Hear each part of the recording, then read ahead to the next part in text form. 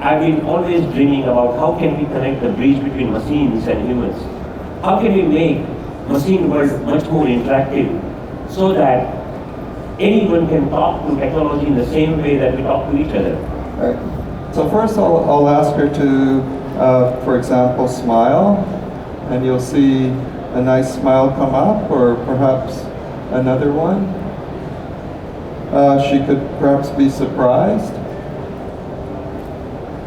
or angry, or skeptical. Now at this point I'm going to actually freeze the face, so I'm going to just change modes very quickly into a mode where at this point I'm going to show how we can control specific facial features. For example, the eyes.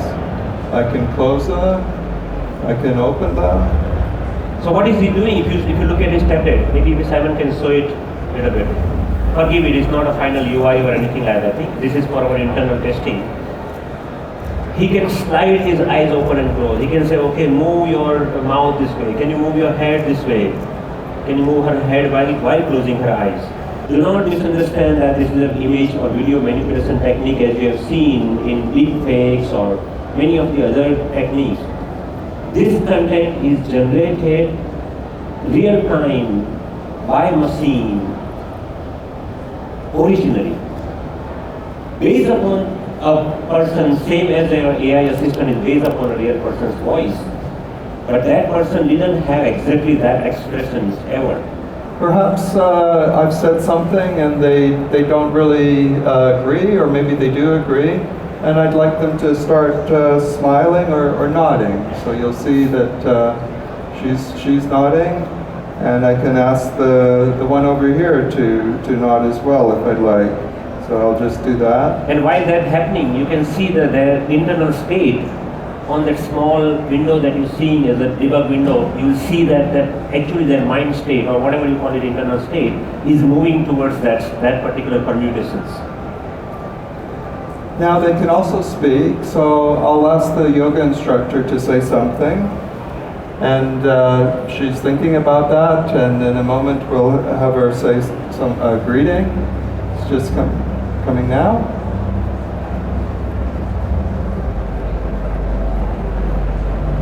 Okay. Welcome. Or perhaps there's something else you might want to say.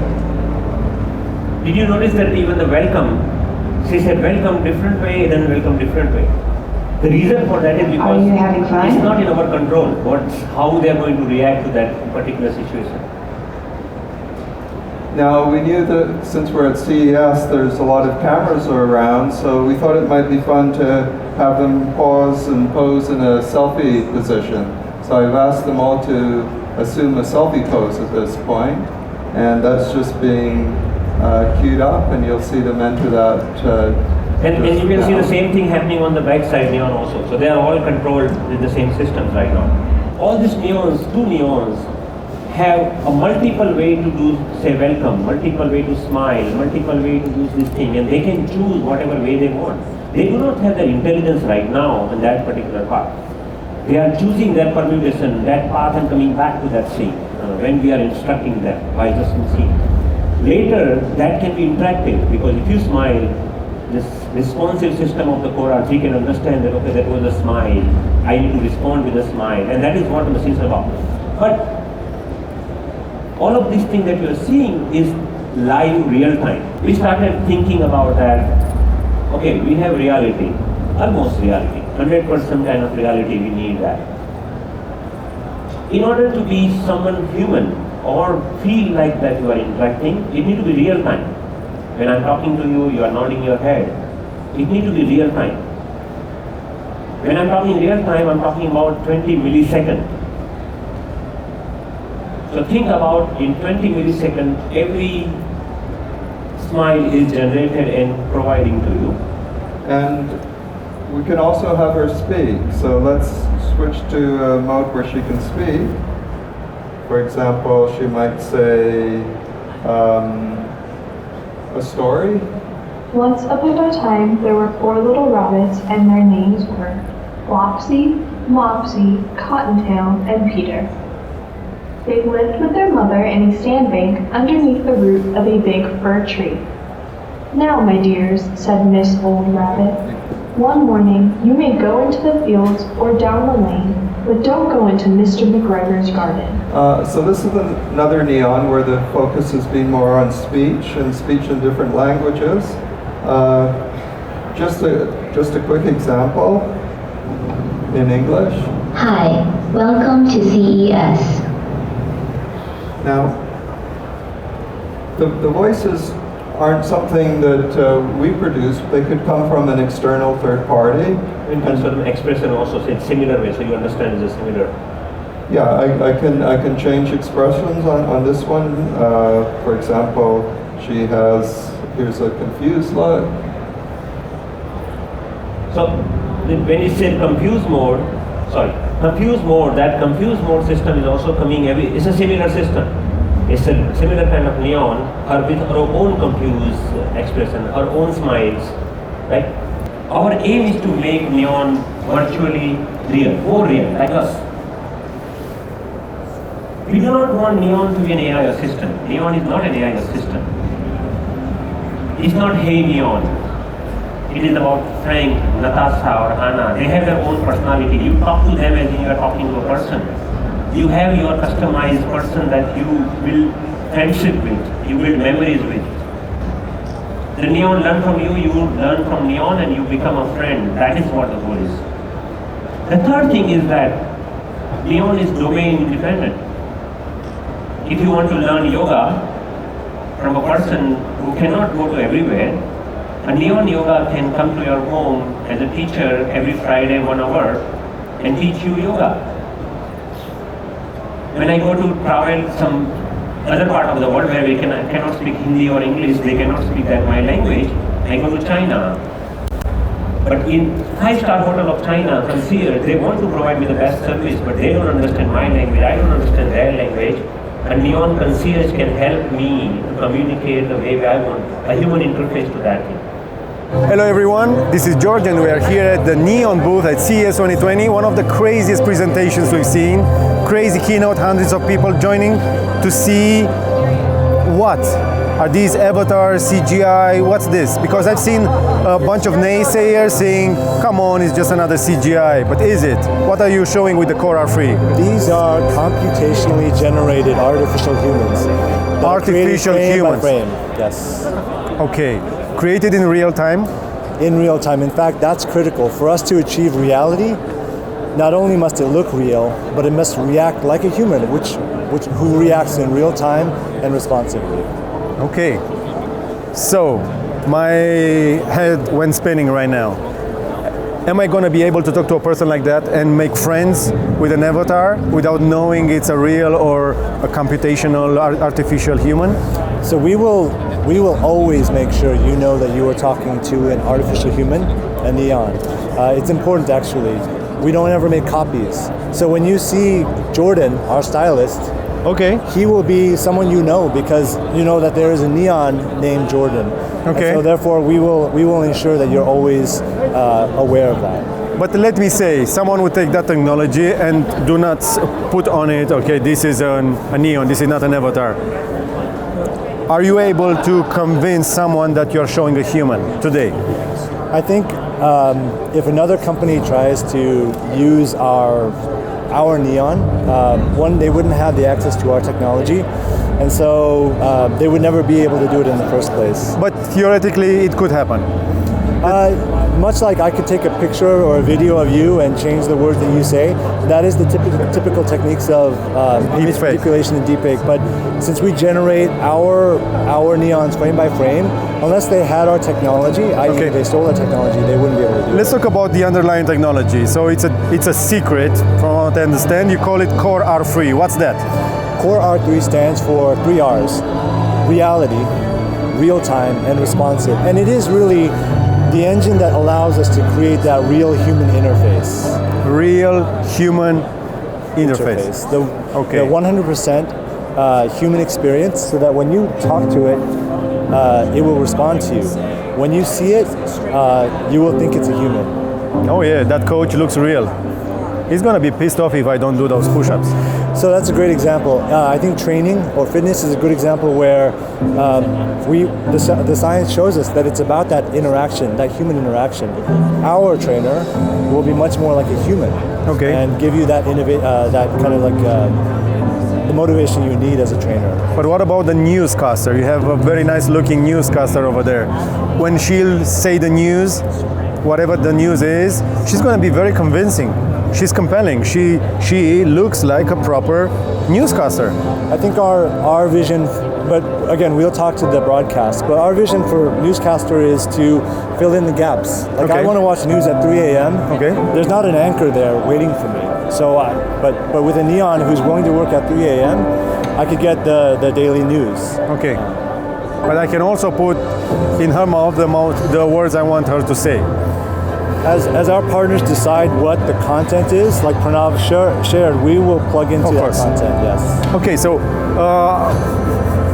tell me more about the technology behind it, because you're talking about the Core R3, but it's just a brand name. How do you actually do it? How do you do it real time? I understand the responsiveness is below 30 milliseconds? It's 20 milliseconds. 20 milliseconds. And that really is our approximation of what it takes for a human to respond to a question. And it is because we want to make it realistic. I think Pranav described the fact that the computational power is very heavy. So behind the scenes you have a computer that's generating each frame, very, very powerful computers to do that. That's what's required. So you need computers on site or remote through a fast connection? Our initial demo here definitely uses computers on site, and that's why we could not turn on all of the Neons. We literally don't have the space to have all of that compute power. But in the future, we're going to economize that, make it slimmer. Ultimately, though, it's a very powerful calculation. Like, I need to respond. The Neon needs to respond and go from one emotion to another, frame by frame, and deliver that to you, and that's something that has to be generated on the fly. So it's a heavy computing.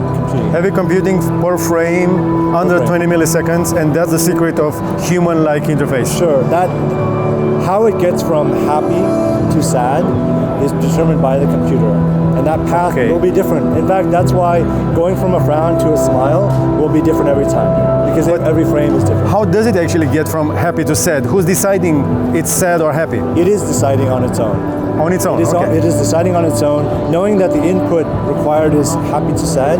It's deciding the path and drawing the frames accordingly. So I could program an assistant, let's say, that's always angry, and it would be always angry, non-stop. So our vision of the Neons is that they're really like personalities, personas. And so I don't think we would ever limit a Neon to only be angry.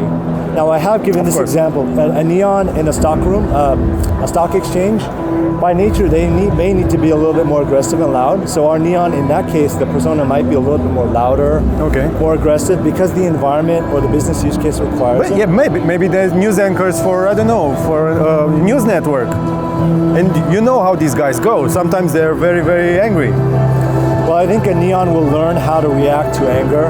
Hopefully, maybe the first time it will have to adjust and learn, but after a while, it will learn how to better respond to different stimulus. Let me go even further than that. So there's a lot of lonely people out there. Is that a solution for some of them? Because I'm seeing more of this, or mostly in Japan, and people get attached. You know Hatsune Miku. Yes. She's married to a bunch of guys. I do understand. I think our initial initiatives are around B2B use cases. B2B? Services, customer service, sales. We understand the need for companionship in the home, and we see how these can be great friends and companions. A listening ear. The elderly especially have this need, and there's not enough people, even family members, who can be there 24/7. So we do feel that there's a future where this is a possibility, and we're excited to be a part of that potential, but we're going to test it out. We're going to first see what the B2B use case looks like, how people respond, and then from there, we'll definitely look at those areas. Okay. And last question, it's a trick question. Would you be interested to talk to the adult content industry? Absolutely not. As a rule, we Absolutely not. We will never make neon children. Yes. Okay, but And we respect but adults, our neons. adults. We respect our neons, and absolutely we will not enter into those industries. But that technology, I said it here, and Okay. This is the vision of our CEO, Okay. so I can make that statement. so no adult industry partnerships yet. If by definition you mean as a particular type, then yes, no, Okay, it's not in our vision. okay. But the earliest use cases we could see would be, I don't know, voice assistants becoming. It is the use cases where the human connection is important, and to offer a human interaction. Okay. That's the use cases that you'll see this first.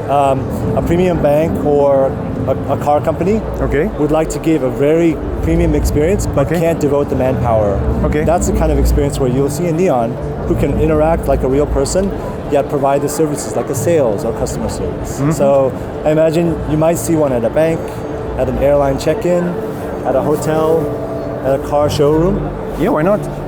Why not Alexa? Why not Siri? Why not the Google Assistant? I think we're open to any and all conversations. We do feel like voice assistants need a face. I think it's going to fundamentally change how we interact with voice assistants. If we see a face, Okay. I don't think we would yell at it and tell it to stop. And that is core to what we believe. It is an interface to technology that will change how we interact. But still, how do you hard code, let's say like a watermark, that the person that will see that content knows it's fake? Because they are very real, they look very real. So I potentially could put my voice on a thing like that and talk to my children. So Or my wife. when we generate a neon, that's a unique neon that's individual and will never be recreated, never be deleted unless we figure out an actual plan for that. Okay. It's in perpetuity. So my hopes, Jordan, in 10 or 20 years will still be Jordan. He might have a different job instead of a stylist, but he will draw upon his experiences over Okay. 20 years and his personality will be different. Yeah, because but of it. how do you make sure everybody knows they're fake?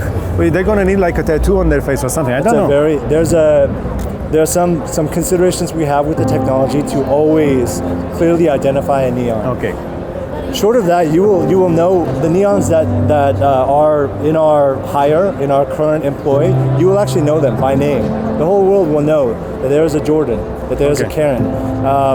But we will also consider technologies where on a screen you will know I'm also dealing with a neon. Okay. Bo, thank you for your time. You're welcome. Impressive technology. Thank you very much. One of the greatest here at CES 2020. And if you want to learn more about it, you can head up to neon.live. That's right. And if you have enough money to spend, they are open to talk. Thank you, Bo. Thank you very much. Have a good one. Thank you. So thank you for joining us. And that was one of the craziest experience we had at CES 2020. Like and share and subscribe for more. And I'll see you for the next one.